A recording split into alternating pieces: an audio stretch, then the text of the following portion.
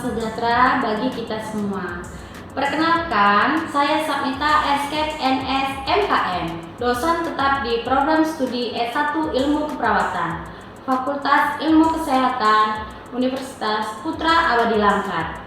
Pada kesempatan kali ini, saya akan mendeskripsikan mata kuliah yang saya bawakan sebagai dosen tetap di Universitas Putra Abadi Langkat, yaitu mata kuliah Psikososial dan Kebudayaan Keperawatan yang saya ajarkan dengan delivery, interaction, dan assessment dengan bobot 2 SKS dan dilaksanakan dengan tatap muka sebanyak 14 kali materi dan 2 kali ujian.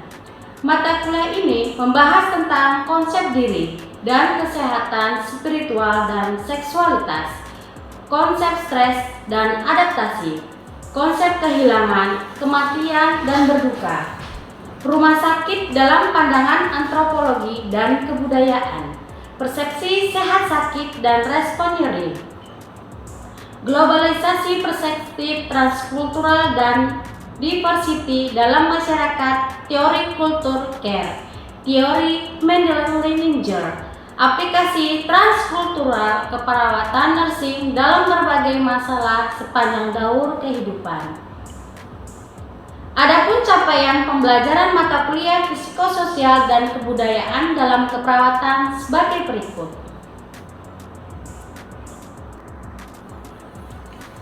1. Mahasiswa mampu menerapkan konsep psikososial dalam praktik keperawatan. Mahasiswa mampu menerapkan konsep seksualitas dan konsep stres dan adaptasi.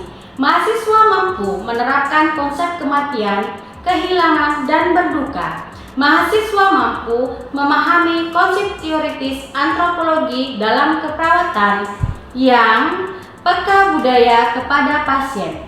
Mahasiswa mampu memahami konsep masyarakat rumah sakit dan memahami pengaruh kebudayaan dalam pelayanan rumah sakit atau keperawatan yang peka budaya kepada pasien. Selanjutnya, mahasiswa mampu memahami dalam keperawatan yang peka budaya kepada pasien. Mahasiswa mampu memahami konsep teoritis antropologi tentang peran pasien dan perilaku pasien dalam keperawatan yang peka budaya. Mahasiswa mampu memahami konsep teoritis respon sakit nyeri pasien, faktor yang mempengaruhinya dalam keperawatan yang peka budaya kepada pasien. Mahasiswa mampu memahami konsep teoritis antropologi dalam keperawatan yang peka budaya. Kemudian, mahasiswa mampu memahami konsep teoritis keperawatan transkultural dalam pemberian asuhan keperawatan yang peka budaya kepada pasien. Selanjutnya, mahasiswa mampu memahami teori kultur Leininger dalam keperawatan Sunrise Model. Mahasiswa mampu memahami konsep pengkajian budaya dan kebudayaan dalam pemberian asuhan keperawatan yang peka budaya kepada pasien. Kemudian, mahasiswa juga mampu memahami aplikasi transkultural nursing sepanjang daur kehidupan manusia dalam pemberian asuhan keperawatan yang peka budaya kepada pasien. Mahasiswa juga mampu memahami berbagai masalah kesehatan pasien dan faktor-faktor yang mempengaruhinya dalam pemberian asuhan keperawatan yang peka budaya kepada pasien. Mahasiswa juga mampu mengaplikasikan transkultural nursing sepanjang daur kehidupan manusia dalam berbagai masalah.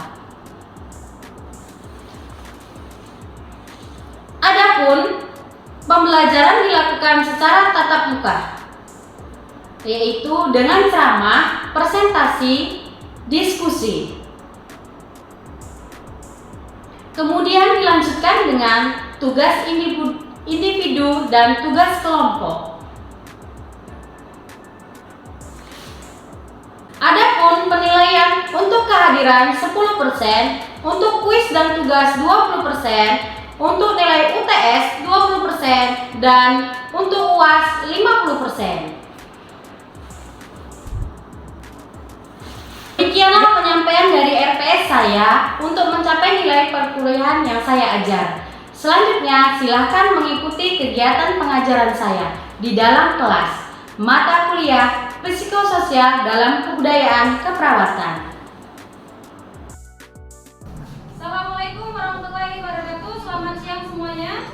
Waalaikumsalam warahmatullahi wabarakatuh. Siang, Bu. Baik, ini pertemuan ke-10 tentang psikososial dan kebudayaan keperawatan. Sebelum kita memulai materi Ibu hari ini, alangkah lebih baiknya kita berdoa menurut kepercayaan masing-masing. Mulai.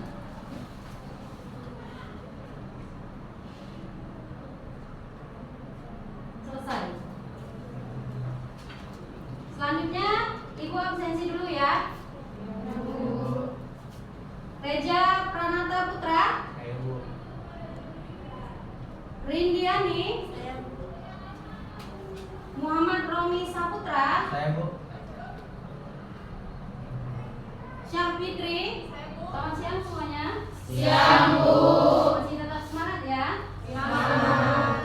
Baik, ini hari ya pertemuan ke-10 kita ya mengenai diversity dalam masyarakat.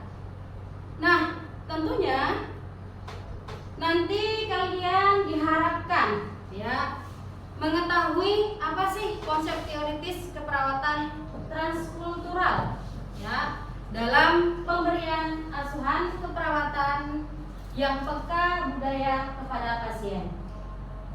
Nah, apa sih disparity itu di dalam psikososial dan kebudayaan dalam keperawatan? Nah, kita ketahui bahwasanya di masyarakat memiliki yang namanya budaya. Baik ya, dari segi kemampuan intelektual seseorang, kemudian juga baik dalam perubahan ya, terus juga sebagai pencapaian pembangunan berkelanjutan. Itu untuk disparity. Nah, bagaimana konsep pemerintah itu sendiri untuk membangun berkelanjutannya? Nah, ini kita ketahui bahwasanya ada visualisasi gizi seimbang, di mana yang lalu kita ketahui bahwasanya 4 sehat 5 sempurna. Masih ingat? Masih ya?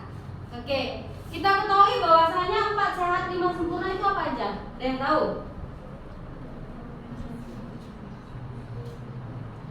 Lauk, pauk, ya kan? Lauk, pauk yang kuat?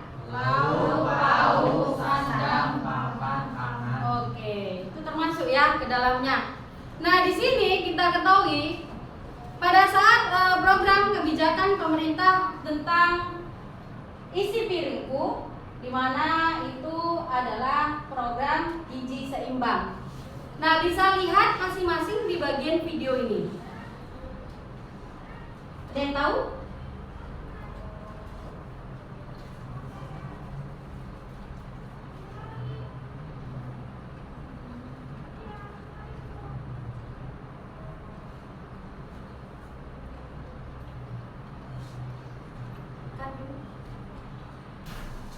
Nah, di situ tentunya saya keinginan keaktifan dari mahasiswa saya melihat video yang Ibu buat tentang isi piringku. Nah, saya kasih 3 menit untuk menonton video dari Ibu. Silakan.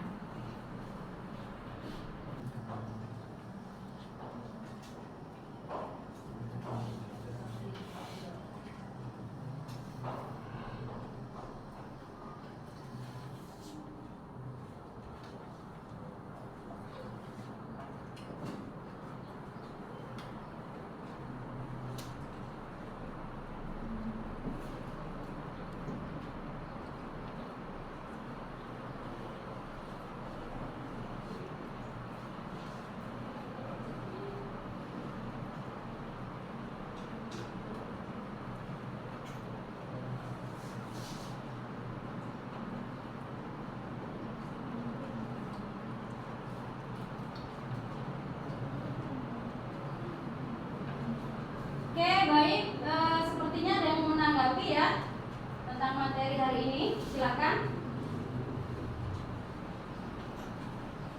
Assalamualaikum warahmatullahi wabarakatuh. Waalaikumsalam warahmatullahi wabarakatuh. Perkenalkan, nama saya Bro Misha Putra, NIM 211154064. Ingin menanggapi mengenai materi Ibu, yaitu tentang visual gizi seimbang, di mana dalam satu kali makan satu piring itu pertama dibagi dari setengah piring itu, yang pertamanya 2/3 yaitu ada sayuran, 1/3-nya ada buah-buahan, kemudian setengah piring lagi itu ada 1/3 lauk pauk dan 2/3 makanan pokok. Oke, bagus sekali. Beri tepuk tangan. Nah, program ini tentunya untuk memberitahukan kepada masyarakat Indonesia ya, program dari pemerintah tentang isi piringku. Baik, itu untuk perubahan berkelanjutan yang ada di fasiliti masyarakat. Nah, baik, di sini kita ketahui bahwasanya menjaga keanekaragaman ekspresi budaya biasanya itu terlihat dari kearifan lokal. Nah, di mana kita ketahui setiap masyarakat itu bahan makanannya itu pasti berbeda-beda ya. Ada yang makan pakai beras, ada yang makan pakai sagu, ada yang pakai jagung, ada yang pakai ubi. Ya, itu kita ketahui bahwasanya setiap kearifan lokal itu berbeda-beda, tidak ada yang sama. Nah, selanjutnya kita ketahui juga ya, UNESCO sendiri itu mengadopsi tentang perlindungan ya, promosi keanekaragaman budaya. Ya, dari setiap budaya itu kita ketahui pasti berbeda, tidak ada yang sama dari pola makannya, ya, pola kebiasaan makannya. Dan selanjutnya kita ketahui bahwasanya setiap masyarakat itu memiliki ya cipta rasa dan karsa, terutama dalam memproduksi ataupun menikmati hasil dari bahan pangan makanannya sendiri. Kita ketahui bahwasanya orang yang di sana yang di bagian apa yang makan sagu kan ada NTT, terus Papua, ya Sulawesi juga ada. makanya pakai sagu kan. Nah, mereka dikasih pemikiran sama Tuhan Yang Maha Kuasa, dikasih ilmu dalam proses kehidupan sehari-harinya ya, di lingkungannya yang membentuk mereka untuk membuat makanan tersebut, sagu tersebut diolah. Nah, diolah